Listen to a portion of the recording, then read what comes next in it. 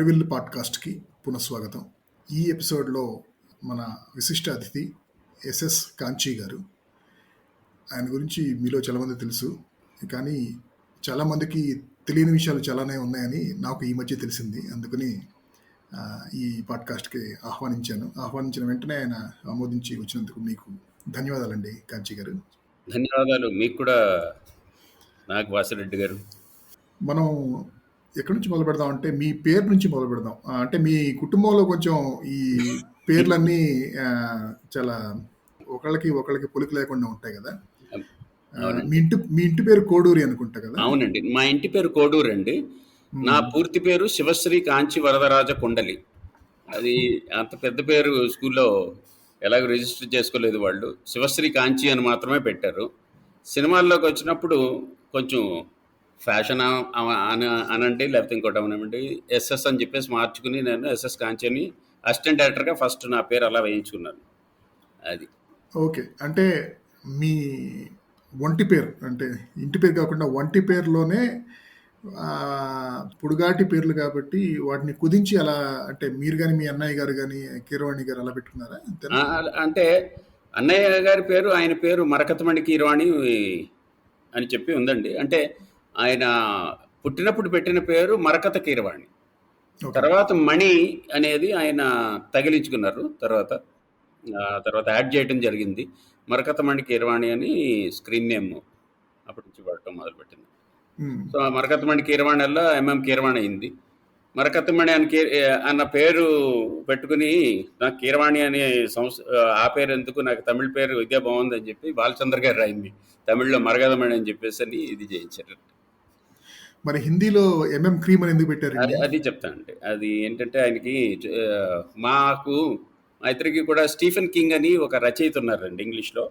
ఆయన horror novels రాస్తూ ఉంటారు, హర్రర్ థ్రిల్లర్స్. ఆయన రచనలు అంటే బాగా ఇష్టంగా ఉండేదండి. అయితే ఆయన రిచర్డ్ బ్యాక్ అని ఇంకో సూడోనిమ్ పెట్టుకుని ఆయనే మళ్ళీ వేరే స్టోరీస్ కూడా రాశారు, మామూలు స్టోరీస్. దట్ ఈస్ ఓన్లీ తన శైలిని ఇష్టపడి ఇది చేస్తున్నారా, లేకపోతే మరి ఎందుకు చేశాడో ఆయన, దానికి కూడా ఎంతమంది ఫాలోవర్స్ వస్తారా అన్నది చూసుకుంటానికి చేశాడో తెలియదు, కానీ అది మాకు వింతగా అనిపించింది అప్పట్లో. సరే అని చెప్పి ఈయనకేంటంటే హిందీలో, తమిళ్లో ఎలాగో ఒక పేరు వచ్చింది, ఇంకో పేరు వచ్చింది, హిందీలో ఇంకో పేరుతో చేద్దాం, ఎక్కడెక్కడ ఎలా ఉంటారు అన్నది, అభిమానులు ఎలా వస్తారు అన్నది, ఒక పేరుని చూసి వస్తారా లేకపోతే వర్క్ని చూసి వస్తారా అన్న దానికోసం కూడా ఆయన అలా మార్చుకున్నాడు. ఎంఎం క్రీమ్ అని చెప్పేసి అని పెట్టుకున్నప్పుడు బీజాక్షరంగా అది పెట్టుకున్నారు ఆయన. అయితే అట్లు రామారావు ఫస్ట్ ఎప్పుడండి 1991లో అనుకుంటా హిందీ అశ్విని హిందీలో డబ్ చేస్తున్నప్పుడు నా పేరు హిందీలో ఇలా వేయండి అని చెప్పేసి నేను అప్పుడు, వద్దండి అది కరీం అని అనుకుంటారు వాళ్ళు, ద్విత్వాక్షరాలు పలకలేరు, ఎంఎం కరీం అనుకుంటారు, మీకు ఎందుకు అది అని చెప్పేసి అన్నారు. లేదు పర్వాలేదు అయ్యండి అన్నారు. కానీ ఆయన మాట నిజమైందండి. చాలామంది ఇప్పటికీ కరీం సాబ్ అనే చెప్పేసి పిలుస్తూ ఉంటారు అక్కడ. సో ఇక మీ విషయానికి వస్తే, మీ ఫ్యామిలీ అంటే మీది చాలా పెద్ద ఫ్యామిలీ కదా. మీ ఫ్యామిలీ మెంబర్స్ లో చాలా మంది ఆల్రెడీ ఇప్పుడు సెలబ్రిటీస్, లెజెండ్స్ ఉన్నారు. Thank you sir, thank you very much. It so happened అండి. అవును. సో వారిలో గమనిస్తే కనుక కామన్ థ్రెడ్ అంటే ఏ రంగాల్లో అంటే రచన, ముఖ్యంగా సినిమా సంబంధించిన రచన, సంగీతం, దర్శకత్వం, వీటిలో 3 రంగాల్లో ఎక్కువ ఉన్నారు. సో మీరు నాకు తెలిసి సినిమా రచన, మళ్ళీ మిగతా వాళ్ళు ఎవరికి లేని ఒక కళ నటన. సో ఇది అంటే ఈ నటన అనేది మీరు ఆ రకంగా మిమ్మల్ని డిఫరెన్షియేట్ చేసుకోవడం కోసం చేశారా లేకపోతే? లేదండి, ఐఎమ్ అన్ యాక్సిడెంటల్ యాక్టర్ అండి. అదేమైందంటే మేము అమృతం 2001లో మొదలు పెట్టినప్పుడు నేను పోర్ట్రేట్ చేసిన బాస్ క్యారెక్టర్ యాక్చువల్గా ధర్మవరపు సుబ్రహ్మణ్యం గారు అని అనుకున్నామండి. కాకపోతే అదే టైంకి నువ్వు నేను సినిమా రిలీజ్ అవ్వటం, ఆయన సడన్గా ఒకేసారి చాలా బిజీ అయిపోవటం, మాకు డేట్స్ కేటాయించలేకపోవడం జరిగింది. అప్పుడు దాని డైరెక్టర్, ఫస్ట్ 8 ఎపిసోడ్స్ డైరెక్టరు మన ఎలెట్ చంద్రశేఖర్ గారు, ఆయన ఈ సెట్ నువ్వైతేనే ఇది బాగుంటుంది, నువ్వు చెయ్యి అని చెప్పేసి ఆయన ఫోర్స్ చేశాడు నన్ను. మేమందరం ఏంటంటే చిన్నప్పటి నుంచి కలిసి తిరిగిన వాళ్ళం కాబట్టి, నేనేం చేస్తాను, నేను చేయలేనంటే పర్లేదు నువ్వు చెయ్యి అని చెప్పేసి తోశాడు. సో అది ఆ క్యారెక్టర్ అలాగే నాకు యాక్సిడెంటల్గా చేయటము, అది అలా క్లిక్ అవ్వటము జరిగిందండి. అండ్ మీరు గమనిస్తే ఫస్ట్‌లో గంగరాజు గారు కూడా బిగుసుకుపోవద్దు అలాగా నువ్వు కొంచెం రిలాక్స్‌గా చెయ్యి అని చెప్పేసి చెప్తా ఉండేవారు. ఆహ్, అలా మరి జరిగింది. అంటే నాకు స్టేజ్ తర్వాత ఫియర్ తర్వాత చాలా ఎక్కువ అంటే ఉండేదండి. అవకాశాలు వస్తానే ఉండుంటాయి గదా మీరు. కానీ ఎక్కువ వస్తూనే కనపడినేంటి ఉన్నాయండి. ఆ వస్తూనే గతంలో? ఉన్నాయి. నేను ఎక్కువ ఏంటంటే తర్వాత రాజమౌళి సినిమాలకి నేను స్క్రిప్ట్ డిపార్ట్మెంట్‌లో పనిచేసినప్పుడు తను ఇది చేయటం జరిగింది. తను కూడా కొన్ని క్యారెక్టర్స్ నువ్వు చేస్తేనే బావుంటదని చెప్పేసి ఫోర్స్ చేయడం జరిగింది. అలాగా మొదలైంది. సో, మీరు మరి ఆ నటన అంటే దాన్ని అంత సీరియస్‌గా తీసుకున్నట్లేరు కదా! ఎక్కువ అంటే టీవీ సీరియల్స్‌లో గాని, సినిమాల్లో గాని టీవీ సీరియల్ అంటే ఒకటే చేశానండి. 'అమృతం' ఒకటే చేశా. ఒకటే హ్మ్. చేశాను. అది తర్వాత ఇంక నేను 'అమృతం' కూడా వదిలేసి బయటికి అంటే రాజమౌళి బిజీ అవ్వటం, తను డైరెక్టర్‌గా 'సై' సినిమా నుంచి ఈ మొన్న 'ఆర్ఆర్ఆర్' వరకు అదే ఇవాల్టి 'ఆర్ఆర్ఆర్' వరకు కూడా నేను తన స్క్రిప్ట్ డిపార్ట్మెంట్‌లో ఉన్నానండి. ఎక్సెప్ట్ 'బాహుబలి'. 'బాహుబలి' టైమ్‌లో I was engaged in other works అండి. సో, మీది అయితే ప్రధాన వృత్తి చెప్పాలండి. అంటే నటన లేదండి. నేను ఫస్ట్ నేను డైరెక్షన్ అని చెప్పేసి అనుకున్నా. నేను I joined I mean I started my career as assistant director with Raghavendra Rao అండి. దానికి ముందు ఒక చిన్న బ్రీఫ్ స్టింట్ అసలు మొత్తం ఫెమిలియారిటీ రావాలని చెప్పేసి అట్లూరి పొన్చంద్రరావు లక్ష్మీ ప్రొడక్షన్స్ అవుట్‌డోర్ యూనిట్‌లో I worked as a camera assistant కూడా. That was my starting this thing. అంతకుముందు ఊరికనే చిన్న చిన్న జాబ్స్ చేసినప్పుడు హ్మ్. ఫస్ట్ దీనికైతే నేను వెళ్ళింది ప్రూఫ్ రీడర్‌గా అనురాధ గారని విజయబాపినీటి గారి దగ్గర నీలిమ విజయ పత్రికలకి ఎడిటర్గా ఉండేవారండి. ఆవిడ ప్రసన్న కుమార్ సర్రాజు గారని మ్యూజిక్ డైరెక్టర్ కూడా చక్రవర్తి గారి దగ్గర అసిస్టెంట్గా ఉండేవారు. పెద్దన్న నువ్వు అనురాధ గారు దగ్గరికి వెళ్ళు ఆవిడ ఏదో ఒక దీంట్లో పెడతారని చెప్పేసి అనేసరికి నేను వెళ్ళాను. ప్రూఫ్ రీడింగ్ ఉద్యోగం కోసం నేను అప్లై చేస్తే నాకు అన్ఫార్చునేట్లీ ఆవిడ నేను నన్ను ఒక ఒక ఒక పారాగ్రాఫ్ ప్రూఫ్ రీడ్ చేయమని ఒక 2 పేజీలు అది చేసిన తర్వాత you are unfit for that job అని చెప్పేసి నాతో చెప్పారండి. నాకేంటంటే నాకు అర్థం అవ్వలేదు.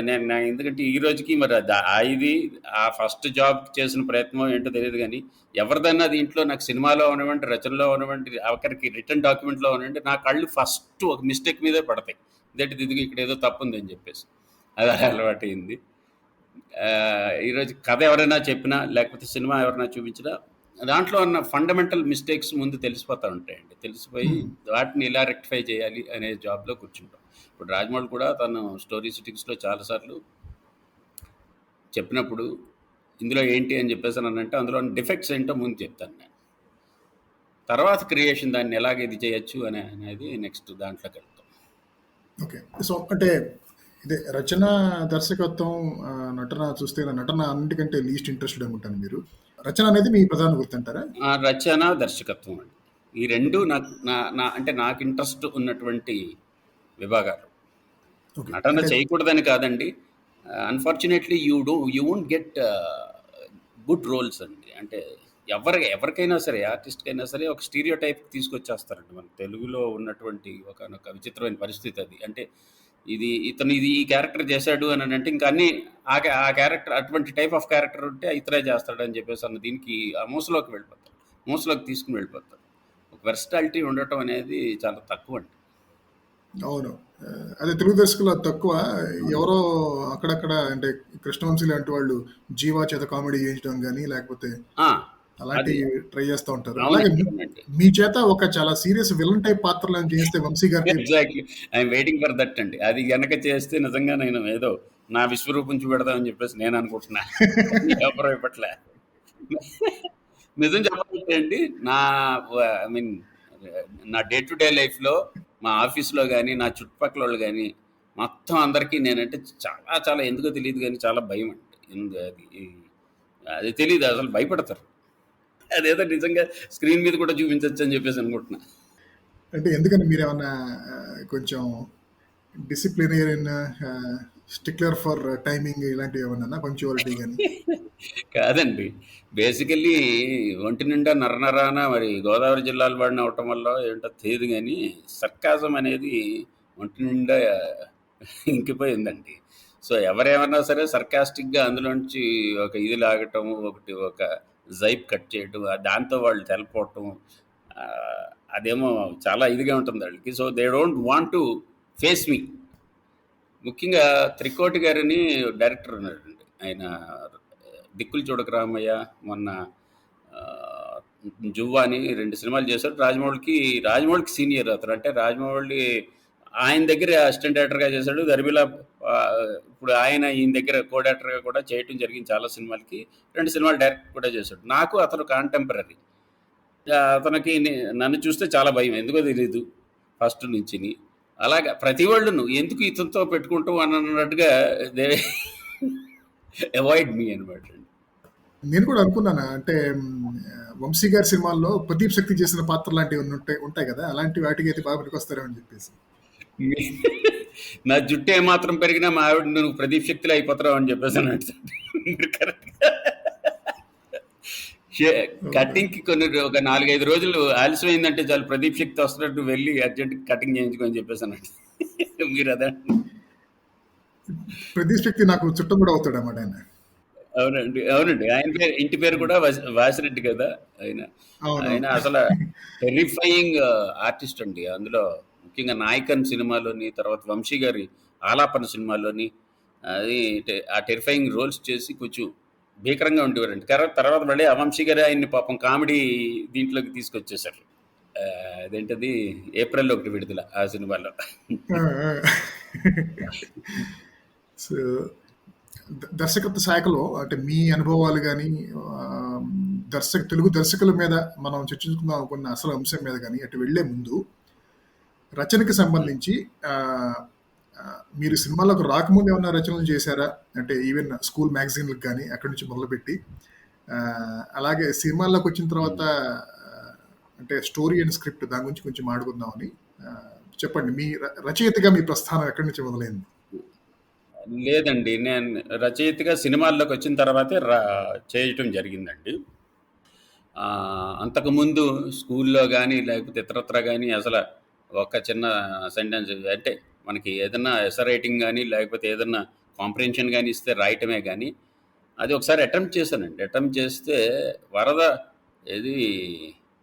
వరదలు వరద బాధితుల మీద ఒక ఎస్సే రాసుకు తీసుకురామన్నారు. నేనేం చేశానంటే దానికి తెల్లారుజామునే పొద్దున్నే బిగ్ బెన్ గోడ గారు 6 గంటలు కొట్టింది, నేను నిద్రలోంచి లేచాను. అలా లేచిన తర్వాత ఈనాడు పేపర్ బయట ఉంటే వచ్చి తీసుకున్నాను. చూస్తే దాని నిండా ఈ న్యూస్ కనపడింది అన్నట్టుగా ఏదో మొదలుపెట్టి ఉపోద్ఘాతం ఎక్కువ అని విషయం తక్కువ రాసేసరికి మా టీచరు సుందరి మేడం అని ఆవిడ ఉండేవారండి. నా చేతుల మీద ఒకటేసి ఇది కాదు నీ వరద గురించి రాయమన్నాను కానీ నీ ఎక్స్పీరియన్సెస్ గురించి రాయమనలేదు చెప్పి తిట్టడంతో ఆ మేరకు అలా కట్ అయిపోయిందండి. సో అంతకు మించి నేను ఇంకేమీ చేయలే. సినిమాల్లోకి వచ్చిన తర్వాత మాత్రం రచనల మీద ఇంట్రెస్ట్ కలగటం, అయితే విపరీతంగా చదవటం జరిగిందండి. పుస్తకాలు అంటే విపరీతమైనటువంటి ఇష్టం. వాటితో చదివి అది ఈ రకంగా ఉపయోగపడుతుందండి ఇప్పుడు ఈ సినిమాల వరకు. అంటే ఎప్పుడు ట్రై చేయలేదు కూడా అండి. అంటే చాలామంది అంటారండి, ఒకసారి నేను నా బయోగ్రఫీ అని అన్నగాని జీవితంలో జరిగిన ఇన్సిడెంట్స్ సరదాగా అంటే ఈ ఇంటర్నెట్ ఈ బ్లాగ్స్ ఈ లేని రోజుల్లోనే ఒక పాత ఫోటోలు అంటించుకుని ఒక స్క్రాప్ బుక్లా తయారు చేసి చిన్నప్పుడు జరిగిన ఇన్సిడెంట్స్ అన్నీ రాసుకుంటూ వచ్చా. అదొకటి మాత్రం ఉంది అంతండి. అంటే సినిమాలకు ముందు చేసింది అది. But that is too personal అండి. అంటే personal in the sense incidents ఫన్నీగా ఉంటాయి. అది క్యారెక్టర్స్ అది తెలిసిన వాళ్ళకి ఎక్కువ ఫన్ జనరేట్ అవుతుంది because those are real life characters. So అంటే పుస్తకాలు బాగా చదివేవాడిని చిన్నప్పటి నుంచి అని చెప్పారు కదా. అంటే మీకు ఏ రకాల పుస్తకాలు బాగా ఇష్టం? ఆ అభిరుచి అనేది ఏమన్నా వయసు పెరిగిన కొద్దీ మారిందా? మారిందండి, మారింది.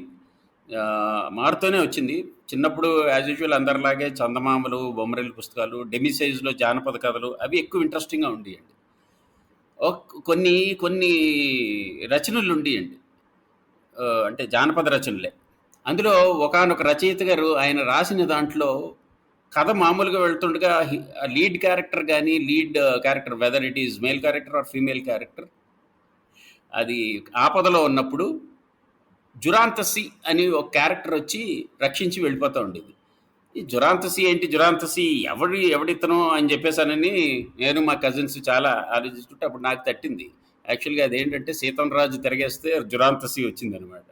ఆ రైటర్ సీతన్ రాజు గారు ఆయన తన పేరుని అంటే తనే వచ్చి రక్షించి వెళ్ళిపోయాడంటే కథలో కథ ఏదన్నా ఒక డెడ్ ఎండ్కి వచ్చినప్పుడు కానీ ఒక బ్లాక్లో పడినప్పుడు కానీ రైటరే వచ్చి దాన్ని ఇలాగ సరిచేసి వెళ్ళిపోవడం అనేది ఒక అద్భుతమైన దీని కింద అనిపించిందండి.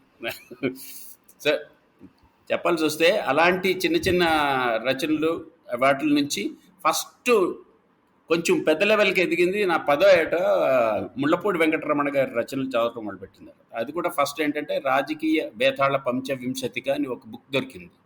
ఏదో విచిత్రంగా ఉంది ఈ బుక్ అని చెప్పేసానని చదవటం మొదలుపెట్టేసరికి ఇట్ వాజ్ సో ఇంట్రెస్టింగ్.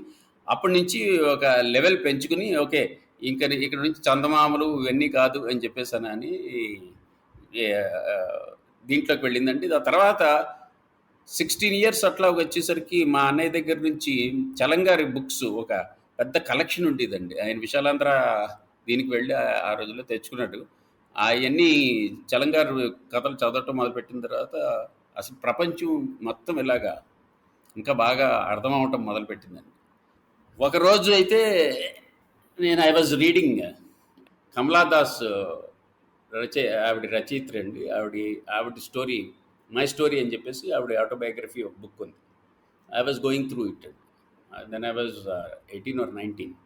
మా నాన్నగారు అది చూశారు. ఎందుకు ఈ చదువుతావు, మొగుడు వదిలేయమని చెప్పిందా అని చెప్పేసి నన్ను ఒక కష్టపడి కూడా వాడాడు ఆయన. నాకు ఆశ్చర్యం వేసింది. అది ఆవిడ చాలా బాగా రాసింది, ఈనేటి ఇలా అంటారని చెప్పేసి అనుకున్నాను. But that generated more interest in non fiction కూడానండి. నాన్ ఫిక్షన్ కూడా చదవటం మొదలుపెట్టా అప్పటి నుంచి. సో ఇంకా అట్లాగా రకరకాల ముప్పాళ్ళ రంగనాయకమ్మ గారి నవల్స్ ఫిక్షన్ అయితేనేమనివ్వండి, ఆవిడ వ్యాసాలు అవ్వటం అవన్నీ కూడానండి. But you may agree with those ideas or not, or you may agree with that philosophy or not, వేరే విషయం. అందులో వాళ్ళు చెప్పే దాంట్లో ఒక విషయాన్ని గ్రహించి మనం మన అనలిటికల్ స్కిల్స్ ఉపయోగించి అది ఎంతవరకు రైట్ అని చెప్పేసి నన్ను అనుకోవాలన్న విషయం మాత్రం అర్థమైందండి. అది వాళ్ళు తప్పైనా రైట్ అయినా అది వాళ్ళ opinion. They have return something, we need to go through it అన్న ప్రక్రియ కూడా అప్పటి నుంచి మొదలైందండి. అంటే మీకు ఆ వయసులోనే కొంచెం అంటే రిలిజియన్ మీద, థియాలజీ మీద అన్న నిర్దిష్ట అభిప్రాయం? ఐఎమ్ ఎ రిలీజియస్ పర్సన్ అండి. I'm a very much religious person. Yet I read all all literature works అండి. అన్నీ కూడా చదువుతాను. అందరి అభిప్రాయాల్ని గౌరవిస్తాను. అందులో కూడా అంటే you being religious doesn't mean you should be rational అండి. అంటే రిలీజనే అసలు ఫేక్ అయినప్పుడు లేదా రిలీజనే లేదు అని అనుకున్నప్పుడు అదొక కాంట్రడిక్షన్ కదా, హౌ కెన్ యూ అని చెప్పేసి అని అన్నట్టు. బట్ అనుకోవచ్చు. బట్ నేను అనేది ఏంటంటే you don't know. Bertrand Russell తాలూకు బుక్స్ చదివిన తర్వాత ఆయన కొటేషన్ ఒకటి నన్ను బాగా ఇన్స్పైర్ చేసి తర్వాత జీవితంలో నా మీద అది ఒక చాలా పెద్ద ముద్ర వేసిందండి. ఆయన ఒక సందర్భంలో ఏమన్నారంటే ఈజ్ అన్ ఎథీస్ట్ అండ్ ఆయన చాలా వెస్ట్రన్ ఫిలాసఫీ అంతా వడబోసాడు, చాలా ఇది చేశారు. ఆయన తాలూకు రచనలే చాలా గొప్పగా ఉంటాయి. ముఖ్యంగా ఆయన రాసిన మ్యారేజ్ అండ్ మోరల్స్ అన్న బుక్ నన్ను చాలా ఇన్స్పైర్ చేసింది. ఆయన ఏమన్నారంటే అండి, I won't die for my beliefs because I may be wrong అన్నారు. సో ఆయన ఎథిస్టిక్ బిలీఫ్స్ అన్నీ కూడా రాంగ్ అవ్వచ్చు అనేటటువంటి ఒకనొక ఆర్గ్యుమెంట్ని కూడా ఆయన సేఫ్ సైడ్ పక్కన ఉంచుకున్నారు, బ్రాకెట్స్లోనే ఉంచుకున్నారు. But still that is there. దానికి కూడా వ్యాలిడిటీ ఉంది. Validity point not 1%. ఎందుకంటే ఏథీస్ట్ అయినా లేకపోతే థీస్ట్ అయినా ఎవరైనా సరే దే షుడ్ బి రిజిడ్ అండి. They should be flexible or they should have the patience to accept an opinion or an idea whether it may be true or false. So అది అలవర్చుకున్నాను నేను జీవితంలో. ఏ ఆర్గ్యుమెంట్కి అయినా సరే there is validity because we don't no. రేపు పొద్దున్న ఎవరో వచ్చి నిజంగానే ఉంది అని చెప్పేసి మనం చచ్చిపోయిన తర్వాత చెప్తే we would be fools and for sticking to an argument. నేను ఒక పర్టికులర్ ఆర్గ్యుమెంట్కి స్టిక్ అవునండి. I live according to my beliefs. I live according to the set of rules or whatever that I frame up. But ఆ ఫ్రేమ్లోనే ఉండనండి, బయటది కూడా ఉంది, అది తప్పై ఉండే అవకాశం ఉంది అనేటటువంటి దీన్ని నేను కొట్టిపారేయకుండా దాన్ని పక్కన పెట్టుకుని ఉంచుకుంటాను. అది గోడ మీద పిల్లి అని అనొచ్చు, నష్టం లేదు, బికాజ్ యూ డోంట్ నో.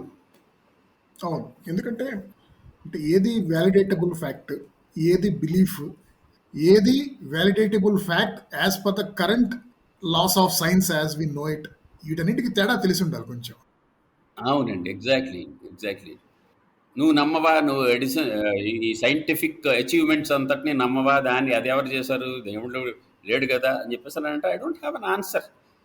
నేను దీన్ని నమ్ముతాను, దాన్ని నమ్ముతాను. There is I give weightage. ఎంత వెయిటేజ్ ఇస్తున్నాను అన్నది ఒకటి ఉంటుందండి. దాంట్లో నేను వెళ్ళిపోయి మూఢంగా చేస్తున్నానా లేకపోతే దేనికోసం చేస్తున్నాను అన్న దాంట్లో కొన్ని సర్టెన్ థింగ్స్ ఆర్ ఇన్ఎక్స్ప్లికబుల్ అండి. పర్టికులర్గా మీరు ఎప్పుడైనా చూసారో లేదో, రాడ్ సెర్లింగ్ అని ఒక ఆయన ఉన్నారు. రాడ్ సెర్లింగ్ ఒక టీవీ సిరీస్ చేశారండి. అది చాలా అద్భుతంగా ఉంటుందండి. అంటే ట్వైలైట్ జోన్ అని దాని పేరండి. 1950s వచ్చింది. మొత్తం అంతా సైంటిఫిక్ అప్రోచ్తో ఉంటుంది. బట్ అందులో ఒక చిన్న ట్విస్టో లేకపోతే ఒకటేదో సూపర్ న్యాచురల్గా ఉంటుంది. సో దాని ప్రిమైజే చాలా గొప్పగా చెప్తాడండి ఆయన. There is always a constant doubt, ఎంత సైంటిఫిక్ ఎవల్యూషన్ అయినా అని చెప్పేసి అని ఒక ప్రిమైజ్లో ఒక మంచి ఇది ఒక డైలాగ్ ఉంటుందండి. మీరు ఈసారి ఎప్పుడైనా వీలున్నప్పుడు అది చూడండి. That will inspire us a lot. ఎందుకంటే మనకి తెలిసింది కొంత, మనకు తెలియంది చాలా ఉంది కాబట్టి మనం దాన్ని అంతటిని విస్మరించి మనకు తెలిసిన దాంట్లో మన ప్రపంచాన్ని నిర్మించి దీంతో యూనివర్స్ మొత్తాన్ని చూస్తున్నాం అని అంటే మనం ఒక హ్రస్వ దృష్టిలో ఉన్నట్టే. వెరీ మచ్ మయోపిక్ అండి. అవును. కొంతమంది వ్యవహారం చూస్తూ ఉంటే ఎలా అనిపిస్తుంది అంటే, they have invested so much of their emotional energy, their own identity into one set of beliefs. వాళ్ళు దానికి కాంట్రరీగా ఉండే ఉన్న చదవడానికి కూడా భయపడతారు వాళ్ళు. యాక్చువల్గా ఒకవేళ నమ్మాల్సి వస్తుందేమో, ఇదంతా నేను పోగొట్టుకోవాల్సి వస్తుందేమో అన్నట్టు. ఎగ్జాక్ట్లీ. నాకు అయ్యిందండి. నాకు అయిన తర్వాతే, అలాంటి అనుభవం అయిన తర్వాతే నేను I came in to this. Evolve అవుతూ వస్తాం కదండి. క్విల్స్ అని ఒక సినిమా చూశానండి. క్విల్స్ అని ఒక సినిమా చూసిన తర్వాత నాకు అసలు మొత్తం ఒక 15 రోజులు ఒక బ్లాక్ వచ్చేసిందండి. మెంటల్ బ్లాక్ వచ్చి అందులో ఉన్నటువంటి ఫిలాసఫీ అది నాకు అంటే నన్ను అందులో ఎంత ఎంత ఇది ఉంది, అదేముంది నీకు అందులో ఏముందని చెప్పి చాలామంది అనుకోవచ్చు. But that cinema has affected me lot. That ఏమీ ఆలోచించలేకపోయాను ఒక 15 రోజుల పాటు. ఏమైపోయింది నాకేదో అయిపోతుందని చెప్పేసి అని ఫీలింగ్ వచ్చింది. బికాస్ అప్పటి వరకు ఉన్న నా సెట్ ఆఫ్ బిలీఫ్స్ని అది కొలాప్స్ చేసిందండి. నేను మళ్ళీ I had to rethink and I had to reevaluate myself and then form something new. But మళ్ళీ మనిషిని అయ్యాను. బట్ అంటే మళ్ళీ మామూలు స్టేజ్కి వచ్చేయగలిగాను, మామూలు స్టేట్కి. అది కాకపోతే దాని ఇంపాక్ట్ వల్ల నేను అర్థం చేసుకుంది ఏంటంటే, you need not criticize something which you don't like, or if something has collapsed your belief system, it's not going to jeopardize your life. You are going to start afresh. You add that experience to your life and continue. అవునవును. అదేదో ప్రపంచంలో జరిగే ప్రతి విషయాన్ని మన ఈగోకి సంబంధించిన విషయంలాగా అనుకోకూడదు.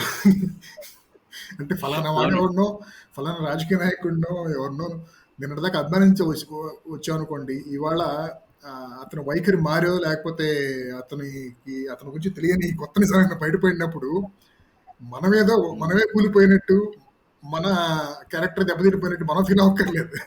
Don't get attach to anything actually. ఎందుకంటే అసలు మనం అనేది ఏంటి, హూ యామ్ ఐ అనేది అదొక పెద్ద డిబేట్ లేండి. దాని గురించి ఎక్కువ ఆలోచించుకుంటే మంచిది. అది సో మన గురించి మనం తెలుసుకోకుండా ఇంకెవరో వేరే వాళ్ళ గురించి ఎక్కువ ఆశలు పెట్టుకోవటం, అభిమానం పెంచుకోవటం అంతా చెత్త వ్యవహారం. అయితే రచనలకు వచ్చేటప్పటికి ఇప్పుడు మీరు ఈ మధ్యకాలంలో అంటే ఎలాంటి రచనలు ఎక్కువ చదువుతున్నారు మీరు? అన్నీ చదువుతానండి. అంటే యాక్చువల్గా చిన్నప్పుడు చదువుకున్నదండి మహాభారతం అని. అక్కడ పురిపండాపల స్వామి గారి మహాభారతం నేను చదివాను, రామాయణం కానీ ఇది కానీ భాగవతాలు కానీ. బట్ చిన్నప్పుడు చదివింది వేరు, చిన్నప్పుడు ఉన్న అవగాహన వేరు. ఇప్పుడు మళ్ళీ ఇంకొకసారి, ఎందుకంటే Mahabharatam will give rise to so many ideas అండి, సో మెనీ ఐడియాస్. సో అది మళ్ళీ ఇంకొకసారి రీవిజిట్ చేస్తున్నా. ఇది కాక ఫిక్షన్ చదవటం మానేశానండి. ఫిక్షన్ చదవటం మానేసి కొన్ని నాన్ ఫిక్షన్ కొన్ని చదువుతున్నానండి. నాన్ ఫిక్షన్ అంటే బయోగ్రఫీస్ లాంటివి చదువుతూ ఉంటారా, లేకపోతే పాపులర్ సైన్స్ బుక్స్ చదువుతూ ఉంటారా, లేకపోతే అంటే ఎక్కువ ఫిలసాఫికల్ టచ్ ఉన్నవండి. Okay okay.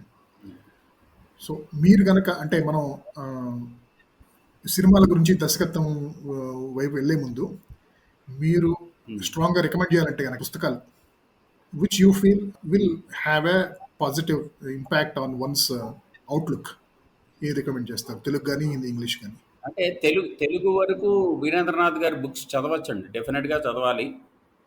ఆయన ఆయన స్వంత అనుభవాలు అయ్యుండొచ్చు, అభిప్రాయాలు అయ్యుండొచ్చు, లేతే ఎక్కడన్నా ఆయన చదివినవి మనకి కోట్ చేస్తా ఉండుండొచ్చు. దేంట్లోంచన్నా ట్రాన్స్‌లేట్ చేసుండొచ్చు. బట్ స్టిల్ అవి మనకి మనకు తెలీదు గాబట్టి అవి మనకు కొత్తగానే ఉన్నప్పుడు వాటిని అనుసరించడం తప్పు కాదని చెప్పేసి నా అభిప్రాయం అండి. అది రాస్తారు కూడా. ఆయన శైలి కూడా అది బావుంటుంది. ఆయన వ్యక్తిత్వ వికాసం బుక్స్ అవనివ్వండి, లేతే ఏమన్నా. బట్ మీరు అడిగేది నాన్ ఫిక్షన్ వరకు అయితే గనక నేను చెప్పేది బెర్ట్రాండ్ రసల్ చదవమంటాను నేను. బెర్ట్రాండ్ రసల్ బుక్స్ ఏ అయినా సరే అవి చాలా ఎన్లైటనింగ్‌గా ఉంటాయి. తెలుగులో కూడా ఇంకా చెప్పాలి అనంటే తాపి ధర్మారావు గారు అని చెప్పేసి ఒక రచయిత ఉన్నారు మీరు. ఆయన రాసిన బుక్స్ కొన్ని అవి చదివితే మనకి చాలా విస్తుపోయే అంశాలు మనకి అవగతం అవుతాయండి. అంటే అంతలాగా ఆయన కొన్ని రాశారండి. ఆయన రచనలు కూడా చాలా వరకు బాగుంటాయి. ఓకే. ఇక సినిమాల వరకు వస్తే మీకు అంటే మీ కుటుంబం చెన్నై వెళ్ళడానికి కారణమే సినిమాల మీద అభిమానం అనుకుంటాను. అవునండి, అవునండి. అంటే మా నాన్నగారు and his brothers they were not consistent అండి. అంటే దే వర్ బార్న్ రిచ్ అండి, not like us. Affluent, they come from an affluent family అండి. They could afford to idle away their lives in pursuit of their dreams because they had so much of wealth. Unfortunately ఏంటంటే ఆయనకి LV Prasad గారి దగ్గర అసిస్టెంట్గా చేరారు మా నాన్నగారు. ఆయన అక్కడే స్టిక్ అయ్యి ఉండి ఆయన దగ్గరే ఉండి would have become director long long back. But అది అక్కడి నుంచి వదిలేసి he went off to Bombay and he stayed there for 7 years and he studied in JJ School of Arts and he became a painter and artist and he came back. And వచ్చిన తర్వాత once accustomed to Bombay's life, what he has seen in Chennai or in our native place like Kovur was nothing. So అదేంటంటే ఇప్పుడు మనం అసిస్టెంట్గా చేరి మళ్ళీ director అవ్వాల్సిన అవసరం లేదు, because I have so much of vision అన్న దీంతో. బట్ దానికి డబ్బులు ఇది. So he went in to అది సివిల్ కాంట్రాక్ట్స్ అండి. ఎక్కడో వైజాగ్లో కాంట్రాక్ట్స్ చేశారు, బట్ దాంట్లో నష్టం వచ్చింది. Then what they thought was, since also joint family, మా ఫాదర్స్ అందరూ వాళ్ళు ఇక్కడ మా కొవ్వూరులో ఉన్నటువంటి ఆస్తులన్నీ కూడా, అంటే పొలాలు బేసికల్గా పొలాలన్నీ కూడా డిస్పోజ్ చేసి కర్ణాటక వెళ్ళిపోయారు. They wanted either migrate to Orissa or Karnataka, but Karnataka prefer చేసి కర్ణాటక వెళ్ళిపోయారు. అక్కడ చాలా కొన్నారండి. And they had their life అనమాట. అంటే ఏంటంటే కూర్చుంటాం, సినిమాల్లోకి వెళ్ళాలన్నది మన డ్రీమ్ కాబట్టి ఆ సినిమా కథలు అప్పటి నుంచి అలా అనుకుంటాం, మనం వెళ్ళి చేద్దాం జాగ్రత్తగా, మనకు నచ్చినప్పుడు చేద్దాం అన్న దీంట్లో కొంచెం టైం దే ఐడిల్డ్ అవే. బట్ పీరియాడికల్గా 1960లో ఒకసారి, 1972లో ఒకసారి, 82లో ఒకసారి 10 years గ్యాప్తో రావటం. ఈ లోపల మళ్ళీ ఇక్కడ చాలా ఒక ఫ్యాక్టరీలు పెడదామని, లేకపోతే వేరే బిజినెస్లు పెడదామని అన్నట్లని చాలా వరకు నష్టాలు వచ్చేసినాయి. అండ్ మా తాతగారు వాళ్ళకి ఇచ్చినటువంటి ఆస్తి అంతా బై ద టైమ్ ఆఫ్ ఒక 3 decades అయ్యేసరికి కంప్లీట్గా ఒక దీనికి రావడంతో ఇంకా we had to depend on our skill and which is movies. So మూవీస్లోకి రావటం ఫార్చునేట్లీ ఏంటంటే ఒక రాఘవేంద్రరావు ఆయన మాకు చాలా ఆసరాగా ఉన్నారండి. ఆయన మా నాన్నగారిని, చిన్నాన్నగారు విజయేంద్ర ప్రసాద్ని ఇద్దరిని, మీరు రైటింగ్లో హెల్ప్ చేయండి, పరచూరి సోదరులతో కూర్చుని తర్వాత లేకపోతే సొంతంగా ఇది చేస్తా, ఆయనతో పాటలు కూడా రాయించేవారండి నాన్నగారితో. అలాగా చేయటం జరిగింది. బై ద టైం 1987 వచ్చేసరికి మా అన్నయ్య కూడా చక్రవర్తి గారి దగ్గర జాయిన్ అవటం, ఆయన మ్యూజిక్లో అసిస్టెంట్గా ఉండటం. బై 1990 ఆయనకి ఇండివిజువల్గా బ్రేక్ రావటం. ఇంకా తర్వాత అంతా once again our lives were back on track అన్నమాట. అండ్ మా అన్నయ్య ఈజ్ ఎ సెల్ఫ్లెస్ క్యారెక్టర్ అండి. ఈవెన్ టుడే మొత్తం మా ఫ్యామిలీ అంతటినీ కూడా ఒక దీంట్లో ఉన్నప్పుడు, ఒక డైర్ స్ట్రైట్స్లో ఉన్నప్పుడు he was the one who did everything for our family అండి. అంటే ఫినాన్షియల్గా కానీ అందరు పెళ్ళిళ్ళు చేసి ఆయన తోదికంగా మ్యూజిక్ డైరెక్టర్ అయిన వెంటనే వాళ్ళ సంపాదన తన సొంతానికి అనుకోకుండా అప్పటికి ఆయనకి కూడా పెళ్ళయింది. బట్ మా అక్కలకి మా మిగిలిన కజిన్స్కి కూడా తనే ఇది చేసి అందరికీ కూడా మళ్ళీ ఎవరి కాళ్ళ మీద వాళ్ళు నిలబడే వరకు కూడా he has given the full financial assistance. So మీకు అంటే ఈ ఫ్యామిలీ బ్యాక్గ్రౌండ్ ఉంది కాబట్టి మీకు అంటే సినిమాలకి మీరు దూరంగా ఉండలేరు, కానీ మీకు మొదటి నుంచి సినిమాల మీద ఇంట్రెస్ట్ ఉండేదా? అంటే చూడటంలో కానీ వెళ్ళి పాల్గొనటం? అంటే సినిమాలు అనేవి చిన్నప్పుడు అందరికిలాగే ఇంట్రెస్ట్ అండి. సినిమాకి వెళ్ళటం అంటే because that is the only form of entertainment for us even today, even after these many years. నా చిన్నప్పుడు ఇంకా ఇదే మాకు we were allowed 3 to 4 movies a month అండి. మాకు ఇచ్చేవారు డబ్బులు. సో మేమందరం వెళ్ళి సినిమాలు చూసి రావటం అదంతా జరిగేది. సో ఆ దీంట్లో ముందు రకరకాల మనం మన ఇది ఫేవరెటిజం కూడా మారుతూ వచ్చింది. నాకు ఫస్ట్ శోభన్ బాబు గారు, తర్వాత రామారావు అయితే చాలా వరకు ఉండిపోయింది. ఇప్పటికీ ఆయనే ఉంటారండి.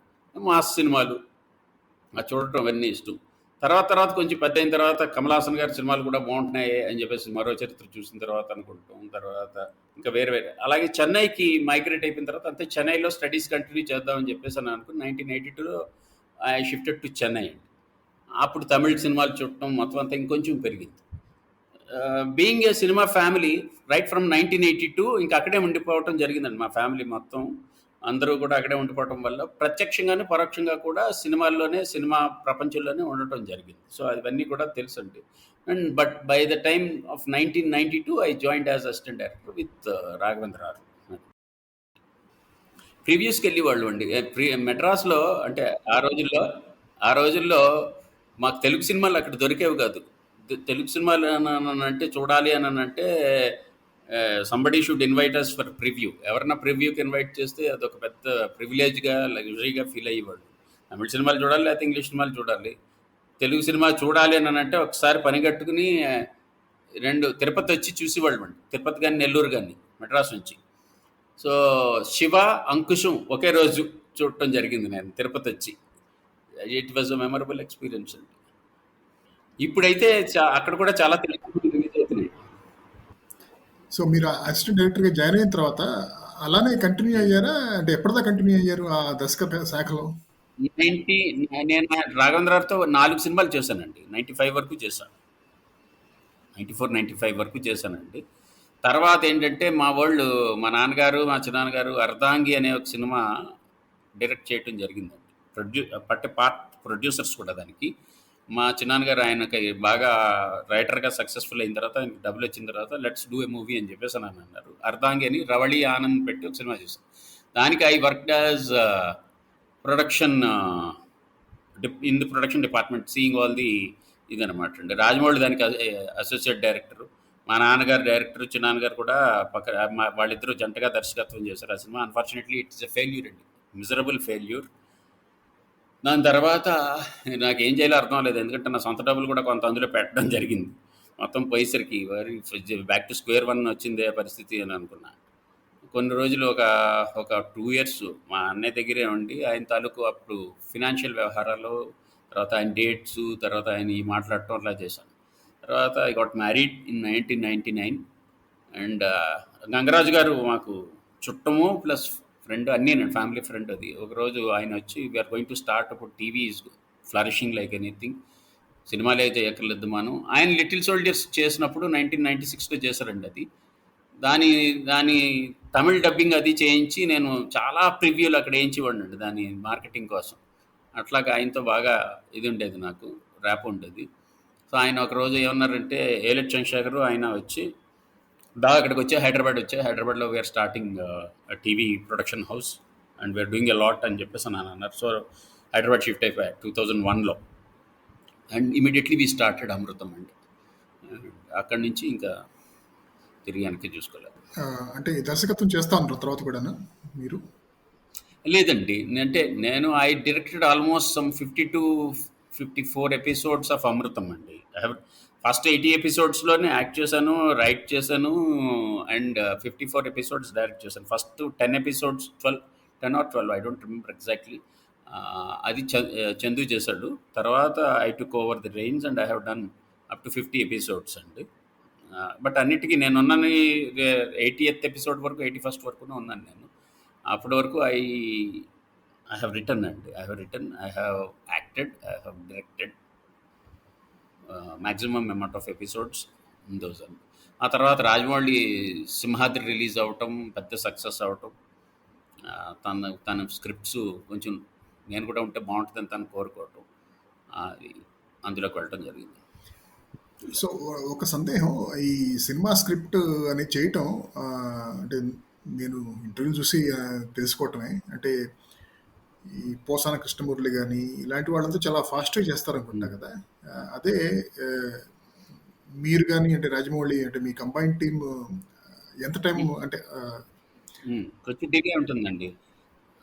ఇది స్క్రూటినైజ్ చేస్తాడు. అంటే ఒక పట్టన తనకి సాటిస్ఫాక్షన్ ఉండదండి. అంటే ఏదో వెళుతుందేమో అని చెప్పేసి కూడా ఉంటుందండి. అది రోజుకి ఒక గంట కూర్చుంటాం, 2 గంటలు కూర్చుంటాం వల్ల కూడా ఈ మధ్యన మరీ ఎక్కువ లీజర్ అలా పెరిగిపోయిందండి లీజర్‌లీ. అండ్ రాజమౌళితో ఉన్నటువంటి ఇంకో ఇదేంటంటే he wants his writers on sets throughout the shoot of the film అండి.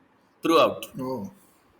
అండ్ తను ఏం చేస్తాడంటే ఒక్కోసారి తను తీయటానికి ముందు అవనివ్వండి, తీసిన తర్వాత అవనివ్వండి, తీయటానికి ముందు అయితే ఇది ఇలా తీద్దాం అనుకుంటున్నాను, ఇందులో ఏమన్నా తప్పు ఉందా అని చెప్పేసి అని కూడా అడుగుతాడు మళ్ళీ.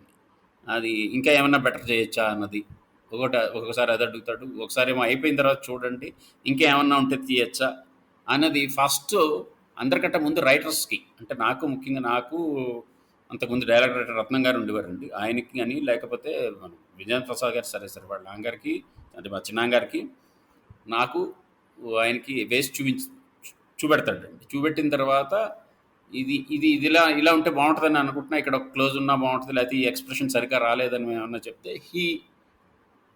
మళ్ళీ రీషూట్ చేస్తాడండి దాన్ని.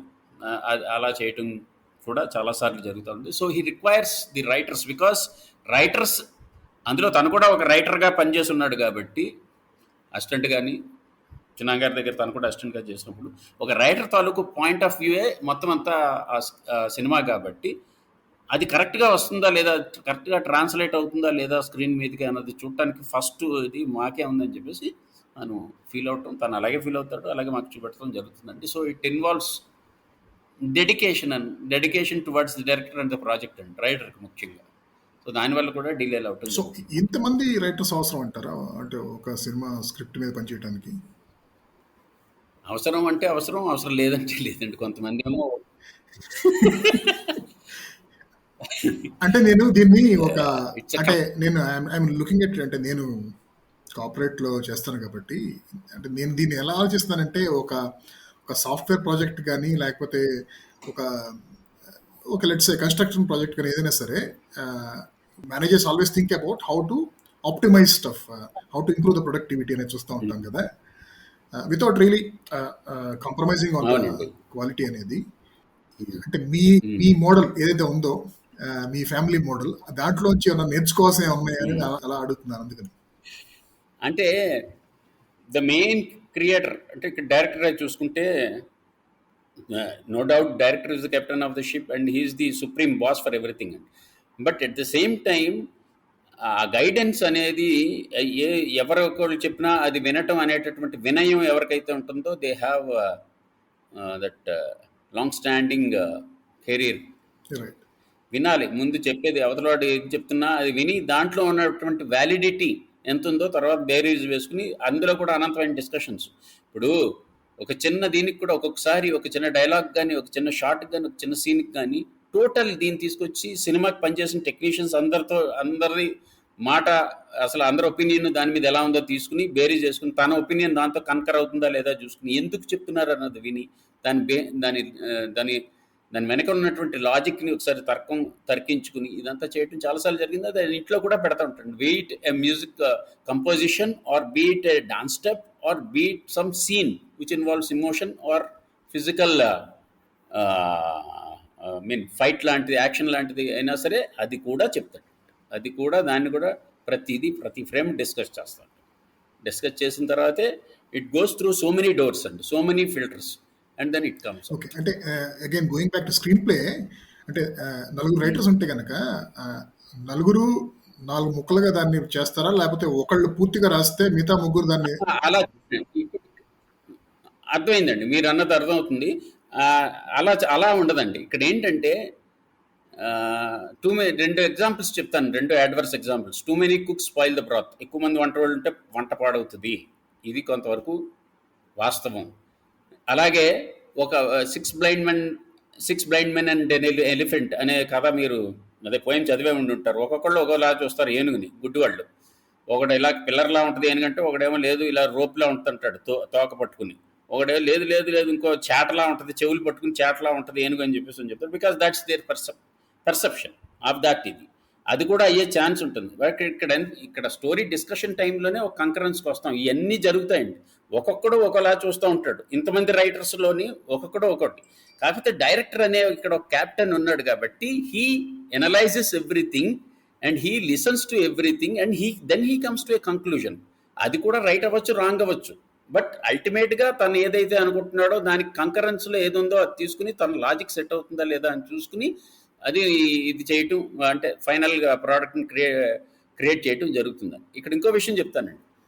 ఇప్పుడు మామూలుగా మీరు అన్నట్టు ఇంతమంది రైటర్స్ అవసరం లేదు, ఒక రైటర్ ఉంటే సరిపోతుంది. కాకపోతే ఏంటంటే ఒక రైటర్ ఉన్నాడు అని అన్నప్పుడు అతని టేస్ట్ని అతని టేస్ట్కి తగ్గట్టు ఉన్నటువంటి ఆడియన్స్కి మాత్రమే క్యాటర్ చేయగలుగుతాడు. ఫర్ ఎగ్జాంపుల్ ఒక బెంగాలీ సినిమాలు తీసుకున్నాం అనుకోండి, అక్కడ సూపర్ సొఫిస్టికేటెడ్ మొత్తం ఎంతో విశాలమైనటువంటి దృక్పథం ఉన్నటువంటి రైటర్స్ ఉంటారు. వాళ్ళ థీమ్స్ కూడా అలాగే ఉంటాయి. అవి తీసుకొచ్చి మనం ఇక్కడ చేస్తే మనం మిజరబుల్గా ఫెయిల్ అయ్యే ఛాన్స్ చాలా ఎక్కువ ఉందండి. అలాగని చెప్పేసి అది తప్పని కాదు. ఇక్కడ ఎవరికి ఏది నచ్చుద్దో అది క్యాటర్ చేయటం అనేటటువంటి దీంట్లో ఉన్నామండి. సినిమా మేబీ ఆర్ట్, బట్ దాని వెనకాల వాళ్ళ కమర్షియల్స్ ఉన్నాయి కాబట్టి అది కూడా మనం మనసులో పెట్టుకోవాలండి at the end of the day. And ఆ విషయంలో ఒకప్పుడు యూనివర్సల్ ఆడియన్స్ అని చెప్పేసి అన్న కాన్సెప్ట్లో ఎక్కువ మంది ఎలా ఉండేవారండి, ఇల్లిటరేట్స్ ఉండేవారు. కొంచెం తక్కువతోటే సాటిస్ఫై అయిపోతారు. సో 80% ఆఫ్ ద మాసెస్కి సరిపడా సినిమాలు చేయాల్సి వచ్చింది. బట్ ఇప్పుడు ఏంటంటే డిఫరెంట్ సెగ్మెంట్స్గా విడిపోయింది సొసైటీ అండి. చాలా సెగ్మెంట్స్ వచ్చేసినాయి. ఇప్పుడు ఎవడో రిక్షావాడికో లేకపోతే ఎవరో డైలీ వేజ్ వర్కర్కో మనం సినిమా క్యాటర్ చేయట్లేదు. ఒకప్పుడు వాళ్ళే ఎక్కువ మంది ఉంటారు. వాళ్ళందరూ ఇప్పుడు they have gone to the cell phones and TV serials అండి. అలాగే గృహిణులందరూ వెళ్ళిపోయారు. సో ఆడవాళ్ళకి సరిపడా సెంటిమెంట్ ఉండాలి అనేటటువంటి సినిమా సీన్స్ కానీ పెట్టడం కానీ అది లేదు. సో ఇప్పుడు ఉన్నది ఎవరు, యూత్కి సరిపడా, అంటే వాళ్ళకి కేటర్ చేయడం కోసమే చాలామంది దర్శకులు, చాలామంది రైటర్స్ కూడా ప్రయత్నిస్తూ వస్తున్నారు సినిమాల వరకు.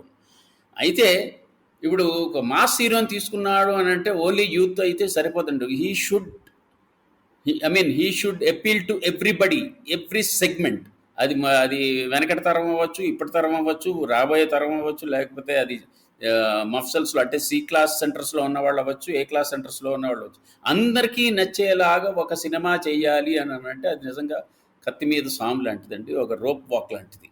సో దాన్ని పర్ఫెక్ట్గా చేయాలి అని అన్నప్పుడు ఆ సెగ్మెంట్స్ అన్నింటినీ రిప్రజెంట్ చేసే వాళ్ళు మన టీంలో ఉంటే వాళ్ళు ఎలా ఆలోచిస్తున్నారు అని అన్నది మనకు అర్థమవుతుంది. So at the same time ఈ సబ్జెక్ట్ని ఏ సెంటర్లో వాడికి నచ్చేలాగా, at the same time C సెంటర్లో వాడికి అర్థమయ్యేలాగా చెప్పడం కోసం ఒక కసరత్తు చేయాల్సి ఉంటుంది. That cannot be done by a single writer. Particularly if it is a commercial cinema, ఒక కమర్షియల్ హీరో అందులో ఉన్నాడు అని చెప్పేసి అనుకున్నప్పుడు వీ నీడ్ డిఫరెంట్ పర్స్పెక్టివ్స్. ఆ పర్స్పెక్టివ్స్ ఉన్నవాళ్ళని మన టీంలో పెట్టుకోవడం ద్వారా క్రియేషన్ సైడ్ వాళ్ళ నుంచి వచ్చే అవుట్పుట్ని తీసుకుంటూ దాన్ని మనం వేరే పర్స్పెక్టివ్లో దాన్ని సబ్స్టిట్యూట్ చేసి అది దీంట్లో ఎలా చెప్పగలుగుతాం అదే అంశాన్ని అని చెప్పేసి చెప్పడం కోసం వీ రిక్వైర్ మల్టిపుల్ డైమెన్షన్స్ అండి, మల్టిపుల్ పర్స్పెక్టివ్స్. అందుకోసం ఇంతమంది రైటర్స్ అవసరం అవుతారు. బాగుందంటే మీరు చెప్పింది సబబుగానే ఉంది. ఇక మీరు ముఖ్యంగా ప్రొఫెషనల్ రైటర్ అయిన తర్వాత సినిమాల్లో పాతవి కానీ కొత్తవి కానీ కొంచెం రెగ్యులర్గా గమనిస్తూ ఉంటారా? సినిమాల్లో స్క్రీన్ ప్లే ఎలా ఉంది అంటే సినిమా స్క్రీన్ ప్లేకి సంబంధించి బుక్స్ చదవటం కానీ లేకపోతే చూడటం కానీ సినిమాలో చూడటం కానీ చూస్తూ ఉంటానండి. కాన్స్టెంట్గా అబ్జర్వ్ చేస్తూనే ఉంటామండి. అది whether it is Hollywood movies or European movies అవనివ్వండి, లేకపోతే ఓరియంటల్ మూవీస్ అవనివ్వండి, లేకపోతే మన సినిమాలే పాత హిందీ సినిమాలు, మలయాళం సినిమాలు, పార్లల్గా వస్తున్నటువంటివి అన్నీ కూడా చూసుకుంటూ ఎవరెవరు ఏమేమి దీంట్లో ఉన్నారు అన్న దాంట్లో we should be in touch and to the maximum extent possible. అది చేయాల్సిందే. It's like homework that needs to be done. అంటే ఒక రకంగా చెప్పాలంటే అది పెద్ద బాధ కాదండి, ఇంకో రకంగా చెప్పాలంటే బాధ కూడా. ఎందుకంటే కొన్ని భరించాలి, కొన్ని సినిమాలు మన వల్ల కాదు చూడటం. But still you need to watch those.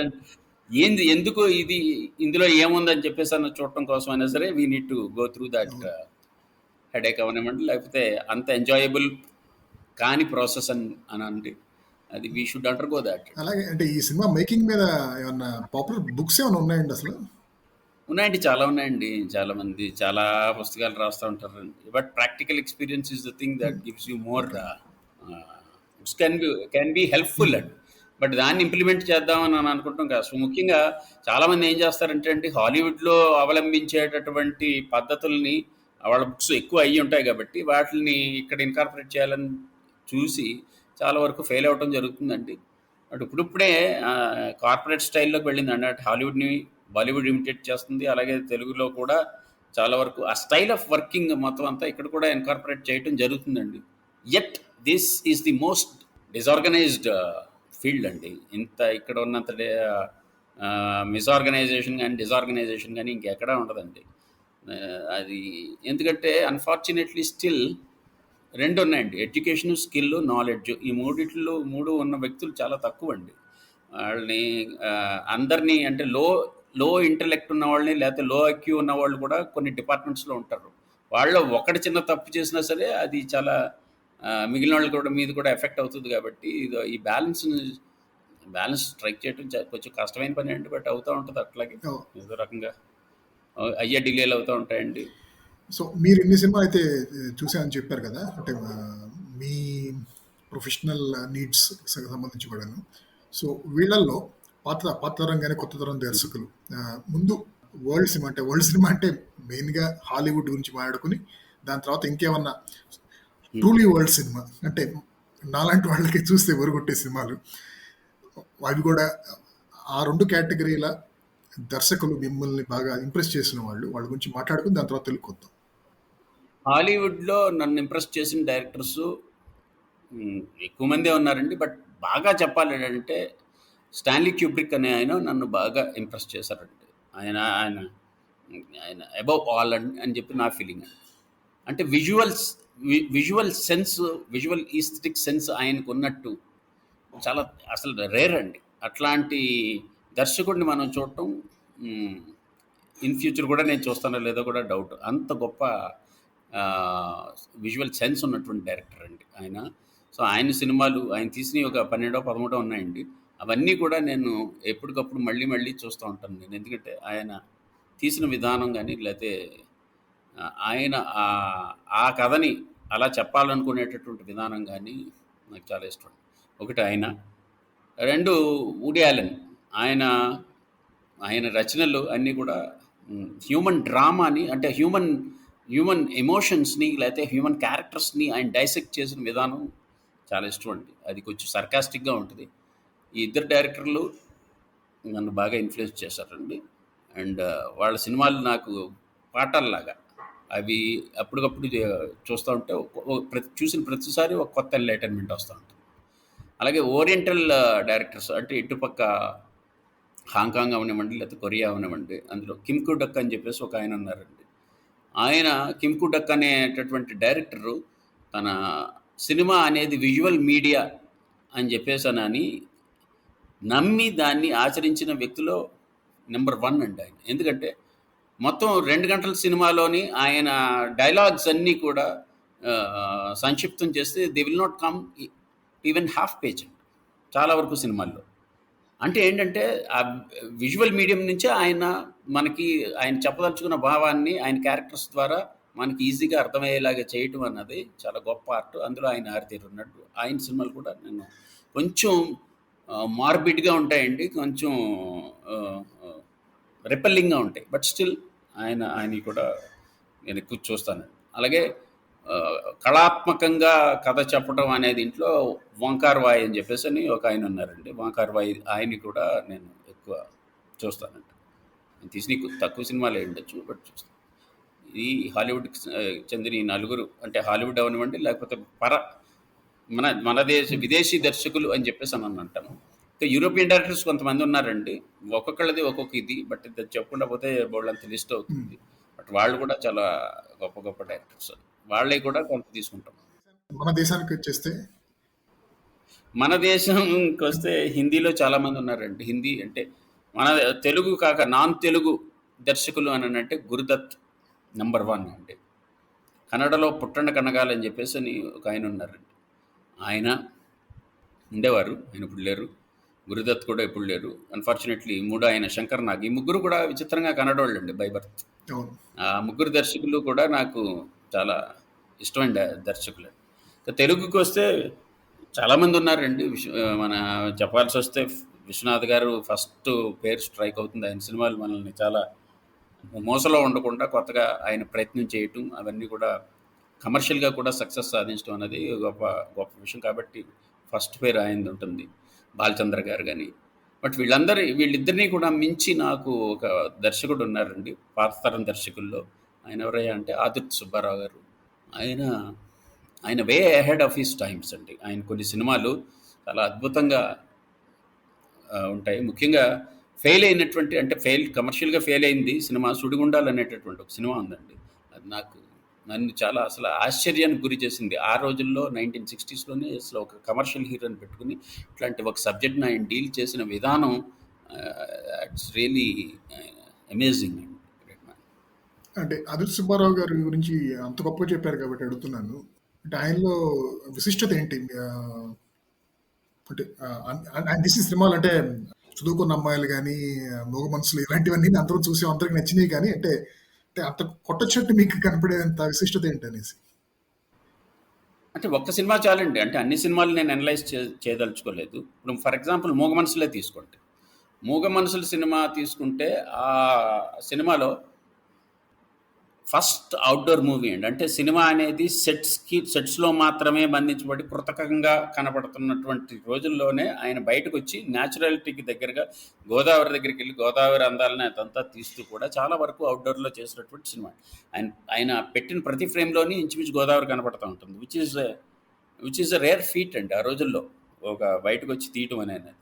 And తీయటమే కాకుండా దానికి దగ్గరగా అంటే కృతకంగా ఉండకుండా న్యాచురల్గా, అది రమణ గారి ఇది అయ్యి ఉండొచ్చండి. ముళ్ళపూడి రమణ గారు కాంట్రిబ్యూషన్ అందులో చాలా ఉండొచ్చు. బట్ మాట్లాడుకునే వ్యావహారిక భాష అనేటటువంటి దాన్ని ఇన్కార్పొరేట్ చేయటం అన్నది క్యారెక్టర్స్కి is the pioneer in that అండి. అది చాలా గొప్ప అండి. ఎందుకంటే అప్పటి వరకు స్టేజ్ మీద మాట్లాడుకున్నట్టు ఉంటుంది. ఎవరు మాట్లాడుకున్నా, ఏ క్యారెక్టర్ మాట్లాడినా, ఏ సినిమాలో చూసినా కొంతవరకు స్టేజ్ ఇన్ఫ్లుయెన్స్. ఎందుకంటే స్టేజ్ నుంచి సినిమా వచ్చింది కాబట్టి స్టేజ్లో ఉన్నటువంటి ఆర్టిస్టులే అప్పటి వరకు వచ్చి ఉన్నారు. ఆన్ స్క్రీన్ కూడా స్టేజ్ మీద అలవాటు పడినటువంటి ఆర్టిస్టులు వచ్చి ఉన్నారు. కొంత లౌడ్గా ఉండేవి, కొంత ఏదో ప్రేక్షకులకు అర్థమయ్యేలా చేయడం కోసం. అంటే స్టేజ్ మీద చేసేటప్పుడు ఏం చేస్తారంటే గట్టిగా మాట్లాడతారు. చివరిలో ఎక్కడో కూర్చున్నవాడికి కూడా వినపడటం కోసం గట్టిగా మాట్లాడతారు. ప్రతి క్యారెక్టర్ గట్టిగా మాట్లాడుతుంది. అది అలవాటు అయిపోయి సినిమాల్లో కూడా ఆ లౌడ్నెస్ కంటిన్యూ అవుతున్న రోజుల్లో దాన్ని టోన్ డౌన్ చేస్తూ క్యారెక్టర్ న్యాచురల్గా మాట్లాడుతూ, న్యాచురల్గా పెద్ద పెద్ద వాక్యాలు, పెద్ద పెద్ద సెమాంటిక్స్, సింటాక్స్లు అవన్నీ చెప్పకుండా వ్యావహారిక భాషలో న్యాచురల్గా మాట్లాడేటట్టు చూపించినటువంటి ఫస్ట్ దర్శకుడు ఆయనండి. Which is something great. ఈ టాపిక్ యాక్చువల్గా ఈ కొంచెం మెలో డ్రామా, హైపర్ యాక్టింగ్ అనేది నాకు సినిమా చూస్తుంటే, హాలీవుడ్ మూవీ చూస్తుంటే అనిపించింది అనమాట. అది ఇప్పుడు 1930s 40s మూవీ అనుకుంటాను. ఏదండి? ఏ సినిమా? పేరు గుర్తురాట్లేదు కానీ ఏదో some Hollywood movie, black and white ఏదో ఉంది. అయితే నాకు అనిపించింది, అవును మన వాళ్ళు ఎందుకింత అంటే అక్కినేని, ఎన్టీఆర్ ఆ జమానాలో అంత మెలోడ్రామాటిక్గా చేస్తూ ఉండేవాళ్ళు కదా వాళ్ళ ఎక్స్ప్రెషన్లు కానీ అంతాను. దానికి కారణం అది ఎవరు చెప్పినా అది చెబుతారు. మామూలుగా ఏంటంటే అది యాక్చువల్ నాటకం నుంచి వచ్చారు కాబట్టి అందరూను అంటే వాళ్ళ ఎక్స్ప్రెషన్లు చివరిలో వచ్చిన కూడా కనపడాలి, గొంతు వినపడటమే కాకుండా, అందుకని కొంచెం అనేది. కానీ అలాంటప్పుడు మనతో కంపేర్ చేసుకుంటే హిందీ సినిమాల్లో అంత మెలోడ్రామా ఆ టైంలో అంటే 50s 60sలో మన సినిమా సన్నివేశాలు వాళ్ళే చూసుకుంటే అంత డ్రామాటిక్గా అక్కడ ఉండేది కదా హిందీలో. అఫ్ కోర్స్ ఇంకా హాలీవుడ్ ఇంకా బాగా తక్కువ ఉండేది. ఎందుకు ఇలా అనేసి అది కొంచెం జాతి లక్షణం అని కూడా అంటానండి. మీరు మనకంటా చూస్తే తమిళోళ్ళకి ఇంకా ఎక్కువ ఉంటుందండి. శివాజీ గణేషన్ గారిని చూస్తే మీరు ఆ తెల్లారి మోహనాంబల్ అనే సినిమాలో మీరు ఒక్కసారి పెట్టుకుని చూడండి ఈసారి యూట్యూబ్లో ఎప్పుడన్నా. కత్తి ఇసురుతాడు పక్క నుంచి, నంబ్యారో ఎవరో ఇసురుతారు, కత్తి గుచ్చుకుంటుంది. కత్తి గుచ్చుకున్న తర్వాత ఆయన వీపులో కింద పడి దొల్లిని చేసినటువంటి ఒక సీన్ చూడండి, ఎంత కృతకంగా ఉంటుందంటే అది. But people enjoyed that and అంటే ఏంటంటే డౌన్ సౌత్ మరి చౌడానంటే లేకపోతే ఇంకోటి ఎలా అంటే మళ్ళీ కోపగించుకుంటారు అందరూ. బట్ వాళ్ళకి అంతలాగా లౌడ్గా చేస్తేనే కానీ అప్పీల్ అయ్యేది కాదు, ఏంటో తెలియదు కానీ అలా చేయటం జరిగిందండి. మీరు అన్నట్టు హిందీ సినిమాల్లో అందంగా చెప్పాలంటే వీఆర్ మోర్ ఎక్స్ప్రెసివ్ పీపుల్ అనుకోవచ్చు. That's one way to see it. Maybe maybe మళ్ళీ నేను పర్సనల్గా ఇప్పుడు ఇలా మాట్లాడుతున్నాను కానీ చిన్నప్పుడు అవన్నీ చూసి ఎంజాయ్ చేసిన వాళ్ళమే కదా. ఇప్పుడైతే కొంచెం ఏదో ఎవాల్వ్ అయ్యి మొత్తం పక్కనే కూడా చూసి ఇన్ కంపారిజన్ ఇదేంటిది మనది ఎలా ఉంది, చండాలంగా ఉందని చెప్పేసి అనుకుంటున్నాం ఇది. కానీ we have enjoyed all those. But అప్పుడు కూడా బాబోయ్ ఇది చాలా ఎక్కువ ఓవర్ యాక్షన్ అని చెప్పేసి నేను అనటం. శివాజీ గణేషన్ గారిని శివాజీ గణేషన్ గారిని మళ్ళీ ఈజ్ అ గ్రేట్ ఆర్టిస్ట్ అండి. మళ్ళీ అందులో తిరుగులేదు. ఎందుకంటే ఆయన కొన్ని ఎక్స్ప్రెషన్స్ అద్భుతం. అవి భారతీరాజా గారి సినిమా మొదల మర్యాదలో ఆయన చాలా బాగా ఎక్స్ప్రెస్ చేశారండి. మేబీ డిపెండ్స్ ఆన్ డైరెక్టర్ కూడా. హ్యాడ్ సమ్ ఆ టైప్ ఆఫ్ ఈ న్యూయాన్సెస్ అవన్నీ ఒక నోషన్స్ పెట్టుకుని చేసేవారు. మరి ఏంటో తెలియదండి. రైట్. మళ్ళీ మనం దర్శకుల వైపుకి వెళ్తే కనుక ఈ 50s లో తెలుగు దర్శకుల్లో ఇంకా కేవీ రెడ్డి గారు, బిఎన్ రెడ్డి గారు, వాళ్ళు అంటే గబుకుని గుర్తొచ్చే దర్శకులు. ఎల్వి ప్రసాద్ గారు అండి. 60s ఎల్వి ప్రసాద్ గారు. 60s లో ఆదిత్య సుబ్బారావు గారు కాకుండా ఇంకా అదే స్థాయి దర్శకులు ఇంకెవరైనా ఉన్నారా గబుక్? ఉన్నారండి. అంటే బయట నాకు పరిచయం ఉన్నంత వరకు కేఎస్ ప్రకాశరావు గారు, అంటే కేఎస్ ప్రకాశరావు గారి సినిమాలు నన్ను ఏమీ అంత గొప్పగా ఇంప్రెస్ చేయలేదు. కానీ ఆయన తీసిన అంటే కొన్ని సెక్రటరీ అవన్నీ బాగుంటాయండి. జతనపూడి సులోచనారాయణ గారి నవల్ని ఆయన తీశారు, ప్రేమనగర్ కానీ ఇవన్నీ బాగుంటాయండి. బట్ 60s అంత గొప్ప దర్శకులు ఎవరైనా ఉన్నారా అని అంటే ఇప్పుడు నేను పరిగెట్టుకుని చెప్పను. అంతా అంటే మంచి సినిమాలు ఉన్నాయి. 60s కే విశ్వనాథ్ గారు కూడా వచ్చారండి, ఎంటర్ అయ్యారు. బాపు గారు కూడా ఎంటర్ అయ్యారు. బట్ వాళ్ళని తీసి పక్కన పెడితే ప్రత్యేకించి ఇంకా ఎవరైనా గొప్ప దర్శకులు ఉన్నారా అని అంటే నేను చెప్పలేనండి. నేను కాన్ఫిడెంట్గా చెప్పలేను ఇది వీళ్ళు చాలా గొప్ప అని చెప్పేశానని. బట్ కేఎస్ ప్రకాశరావు గారి గురించి ఒక చిన్న ఇన్సిడెంట్ చెప్తానండి. ఆయనతో నాకు చిన్నపాటి పర్సనల్ అనుబంధం కూడా ఉంది. ఆయన is a great man, very knowledgeable man అండి. రాఘవేంద్రరావు గారి తండ్రి ఆయన అప్పట్లో నేను రాఘవేంద్రరావు గారి అసిస్టెంట్ డైరెక్టర్గా చేసే రోజుల్లో ఆయన స్టూడియోస్లోనే ఉండేవారండి. ఒక పక్కన ఒక గెస్ట్ హౌస్ ఉండేది, అందులో ఉండేవారు. ఆయన వృద్ధాప్యంలో ఉండేవారు. ఆయనకి పేపర్ చదవటం అంటే కొంచెం ఇబ్బందిగా ఉండి చిన్న చిన్న ఫాంట్ అవటం వల్ల హిందూ పేపర్ రోజు నాతో చదివించుకునేవారు. ఆ చదివించుకుంటాలో చిన్నపాటి చనువు, ఏం చేస్తున్నావు నువ్వు అని అంటే ఇదిగంటే మన డైరెక్టర్ గారి దగ్గర ఇది సినిమాకి చేస్తున్నాను అని చెప్పేసి అన్నానంటే ఏ సినిమా అన్నారు. నేను అది అప్పుడు అల్లర్ ఫ్రీడ్ అని చెప్పాను. ఏంటి కదా అన్న. నేను కథ ఇలా చెప్పి ఆఖరికి ఏదో 4 ముక్కల్లో కథ చెప్పి ప్రీ క్లైమాక్స్లో ఇలా అవుతుందండి, క్లైమాక్స్లో ఇలా ఫైట్ అయ్యి మొత్తం అంతా ఇది అవుతుంది అని మాత్రం ఏదో కథ అంతా చెప్పానండి ఆయనకి. ఏంటిది క్లైమాక్స్ ప్రీ క్లైమాక్స్ అంటున్నావు అని చెప్పేసాను ఆయన. అని క్లైమాక్స్ అంటే ఇంతసేపు ఉంటుందా? క్లైమాక్స్ అని అంటే ఏంటి? The last second of what you're telling, the last few seconds is the climax. దానికి ముందు గంట సినిమా చెప్పి నువ్వు గంట క్లైమాక్స్ చెప్పేవాడి అని చెప్పేసానని నన్ను వెటకారం ఆడి నవ్వుతూ ఆయన ఏమన్నారంటే, నా సినిమా సెక్రటరీ చెప్తాను ఈసారి ఎప్పుడైనా చూడు అన్నారు. అని అందులో ఏంటంటే హీరో హీరోయిన్లు ఉంటారు, వాళ్ళ మధ్యన ప్రేమ ఉంటుంది, తర్వాత అపార్థం వస్తుంది, విడిపోతారు. విడిపోయిన తర్వాత హీరోయిన్కి నిజం తెలిసి అపార్థం తొలగిపోయింది. Now she comes back to hero. ఇప్పుడు అక్కడ అని ఆగి ఇదంతా కథ. క్లైమాక్స్ ఏంటి అని అంటే ఇలా వచ్చింది, నా హీరో అలా పడుకుని ఉన్నాడు మంచం మీద, అతని దుప్పట్లోకి వెళ్ళి దూరి ఈ అమ్మాయి కూడా పడుకుంది, అంతే, there I ended the movie, that is climax అని చెప్పేసి అని అన్నారు. దట్ వాజ్ సింప్లీ గ్రేట్ అండి. నాకు భలే అనిపించింది, నిజమే కదా అని చెప్పేసి అని అనిపించింది. ముందు ఎంత కదా అన్నా చెప్పనివి, ఆఖరణ ఏం చెప్తున్నావు, ద ఎండ్ ఎసెన్స్ అంతా ఒకటి 2 షార్ట్స్లో ఆయన చెప్పడం అన్నది that is climax. Don't call your the entire narration climax అని చెప్పేసి అని నన్ను చిన్నగా వేటకార వాడిని నవ్వారండి ఆయన. అప్పుడు I still remember to this day ఆయన చెప్పిన ఇది. అది నాకు చాలా థ్రిల్లింగ్ అనిపించిందండి. అప్పట్లో ఇంటర్వెల్ బ్యాంక్ లేదు కాబట్టి కాన్సెప్ట్ అది కూడా చెప్పుంటే కనుక ఆయన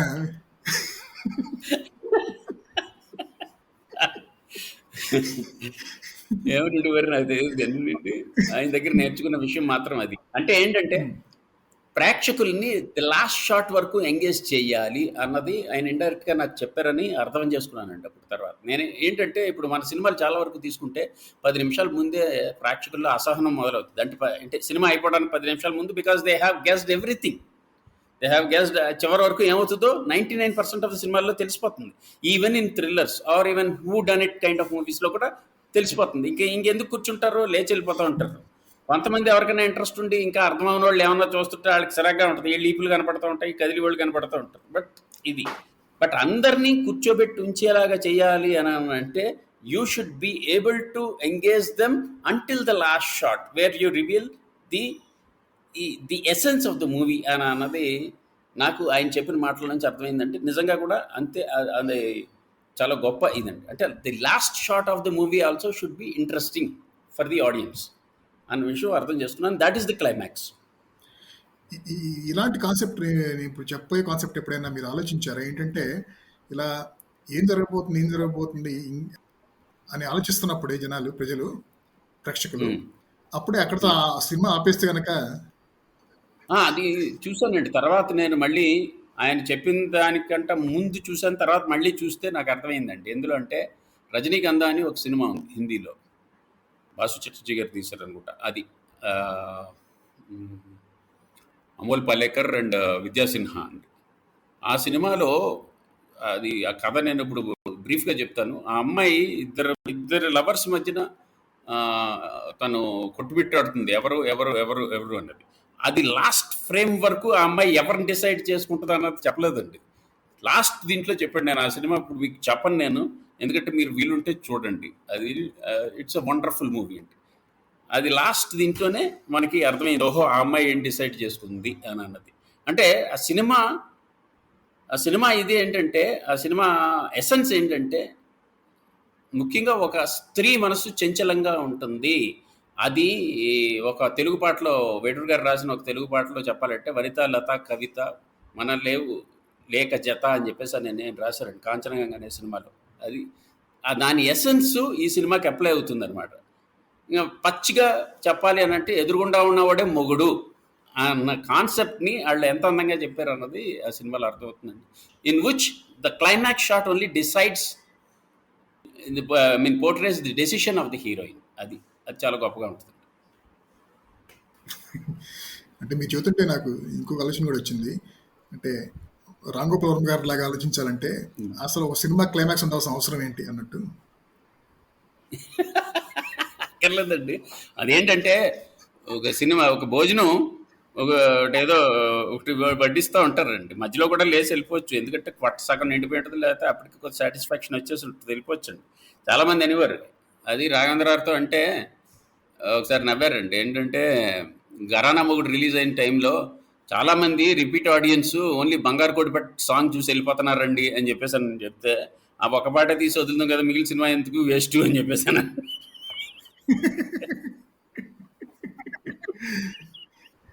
సో మన సంభాషణలో ఆఖరి అంశంగా మీరు తెలుగు దర్శకులు వాళ్ళ తీరుతెన్నులు గత 70 సంవత్సరాలు చూసుకుంటే కనుక ప్రస్ఫుటంగా మీకు కనిపించే అన్న థ్రెడ్ అని కనబడుతుందా? అంటే రకరకాలుగా మంచి మంచి దర్శకులు వస్తున్నారంటే, అంటే మంచి దర్శకులు అంటే వాళ్ళ వ్యక్తిత్వం గురించి అనట్లేదు, వాళ్ళు తీస్తున్న ప్రోడక్ట్స్ చాలా బాగుంటున్నాయి. అంటే సినిమాలు చాలా బాగుంటున్నాయండి, ఒక్కొక్కళ్ళది ఒక్కొక్క శైలి. కాకపోతే ఏంటంటే మొదటి సినిమా వచ్చినంత గొప్పగా రెండవ సినిమా ఉండటం అన్నది ఇప్పటికి చాలామందికి వీలు పడట్లేదు. ఏ కారణం వల్ల నాకు తెలియదు, కానీ వీలు పడట్లేదు. అలాగే కన్సిస్టెన్సీ చూపిస్తున్నటువంటి దర్శకుల్లో కొరటాల శివ గారు ఉన్నారండి. తర్వాత ఉన్నారండి. అంటే ఇప్పుడు నాకు in fact I'm waiting for the second movie of Sandeep Vanga అండి. ఆయన అర్జున్ రెడ్డి అనే సినిమా తీసిన తర్వాత రెండో సినిమా అటెంప్ట్ చేస్తే అది ఎలా ఉంటుంది అన్నది చూడటానికి I'm waiting for that movie అండి. ఓకే, మీరు ఈ మొదటి సినిమా తర్వాత రెండో సినిమా అంత గొప్పగా ఉండలే అన్నారు కదా. ఇక్కడ నాకు ఒక ప్రశ్న వచ్చింది. ఏంటంటే చాలా ప్రసిద్ధ దర్శకులు మణిరత్నం కానీ విశ్వనాథ్ గారు కానీ వీళ్ళు ఎన్నో ఏళ్ల పాటు మంచి సినిమాలు తీసి సడన్‌గా వాళ్ళు తీసిన ఆఖరి 3, 4 సినిమాలు గాని ఎందుకలా జారిపోయినాయి అని చెప్పేసి? అది చాలామంది దర్శకుల గురించి చెప్తారండి అలాగా. అది మరి ఎందుకో తెలీదండి. వాళ్ళు because they cross their saturation point అని అంటామా వాళ్ళ థింకింగ్ ప్రాసెస్‌లో. మరి ఏంటో నాకు తెలీదు. అందుకనే one has to be with times అండి. Set a person who sails with the times, who sails with the contemporary happenings around them and contemporary మనుషుల్ని అర్థం చేసుకుని, థీమ్స్ని అర్థం చేసుకుని చేసే వాళ్ళకి ఎప్పటికీ ఫెయిల్యూర్ ఉండదండి. If they some people they stagnate at some point అండి, ఒక చోటే ఉండిపోతారు గతంలో. అక్కడి నుంచి they don't budge forward. Unfortunately some realise that, unfortunately some don't. ఆ రియలైజేషన్ రాకపోతే మాత్రం వాళ్ళు ఫెయిల్యూర్స్ మిగిలిపోవటానికి ఛాన్స్ ఎక్కువ అండి. That is what is happening with Vishwanath garu కానీ లేకపోతే ఇంకెవరైనా కానీ అని నా నమ్మకం. But I don't know, maybe they might come up with something. Vishwanath garu నాకు తెలియదండి, బట్ మణిరత్నం గారు మేబీ ఈ can come up with something new. But ఆ కొత్తదనం అంటే కాంటెంపరీగా ఉండాలి అని చేసే ప్రయత్నంలో కొంచెం సక్కసిమంద వానం ఏదో రిలీజ్ అయింది కదండి మొన్న. అరవింద్ స్వామి, సింబు వాళ్ళందరూ చేసిన సినిమా ఒకటి ఉంది. అది నాకు అంత నచ్చలేదండి. అదండి అదేదో కొంచెం బాగుందని అన్నారు కానీ నాకు అంత నచ్చలేదు. అదేదో భాగవతులు చెప్పినట్టు స్వధర్మమేమో మంచిది పరధర్మం కంటే అని మనకు మన స్ట్రాంగ్ హోల్డ్ ఏదో అది చూసుకుని అది చెయ్యాలండి. కరెక్ట్. అవును, దాంట్లోనే building on the same competencies you have to reinvent your self. అది కార్పొరేట్ వరల్డ్ కూడా అదే జరుగుతుంది. ఎగ్జాక్ట్లీ అండి. కొంతమంది అక్కడే ఉండిపోతారండి, దాన్ని దాటి రాలేరండి.